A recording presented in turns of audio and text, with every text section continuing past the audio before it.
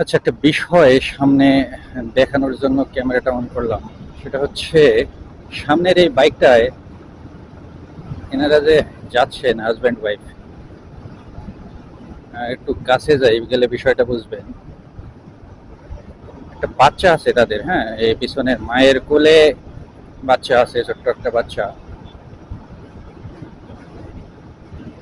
টানতেছে কি দেখেন, আমার স্পিড ৭৪, ধরতে পারতেছি না। ওহো, বামে চলে যাবে, যাই হোক। এই যে বাচ্চাটা এখন দেখা যাচ্ছে হয়তোবা মাথা নুলিয়ে ঘুমিয়ে পড়েছে। বিষয়টা হলো, ঠিক আছে, আপনি বাবা হেলমেট পরেছেন, মা পরে নাই, বোরখা পরা আছে, বাট এই অতটুকু বাচ্চাকে কোলে নিয়ে কি এভাবে?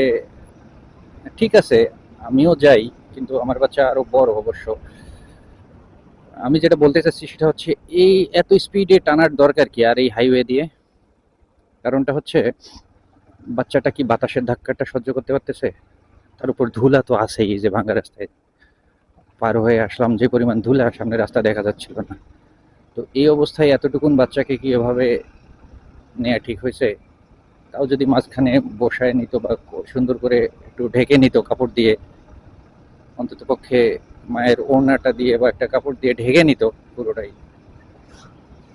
তাও হতো বিষয়টা ভালো। কারণ বাতাসের একটা চাপ তো আছেই, এই যে আমরা উইন্ড ব্রেকার ছাড়া বের হই না লং এ বের হইলে, বাতাসের ধাক্কাটা, তারপরে আর আন্ডার কনস্ট্রাকশন রোডের বিভিন্ন ধরনের ঝামেলা থাকেই, ধুলো তো আছেই, প্লাস পাথরের টুকরা মুকরা হট হুট করে চলে আসে।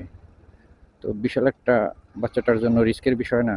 আর তার চেয়ে বড় কথা হলো, বাচ্চাটা সম্ভবত ঘুমায় গেছে, মাথায় এরকম হালায়, একদম এরকম হালায় ঘুম। তো জানি না আসলে কতটুকু কি, আমার কাছে বিষয়টা ভালো লাগলো না বিধায় বলা। আর জাস্ট আমার ক্যামেরাও বন্ধ ছিল, এটা দেখেই ক্যামেরাটা জাস্ট অন করা এবং এটা নিয়ে একটু কথা বলতেছি আর কি। এই বিষয়টাকে অবশ্যই সিরিয়াসলি নেওয়া উচিত এবং সকল বাইকারের প্রতি আমার একটাই অনুরোধ থাকবে যে বাচ্চাকে নিয়ে যখন রাইড করবেন অবশ্যই বাচ্চার সেফটির বিষয়টার দিকে নজর রাখবেন। অবশ্যই অবশ্যই তাকে ফুল প্রোটেকশনের সহিত 100% সেফটির সহিত বাচ্চাকে বাইকে নিয়ে রাইড করবেন।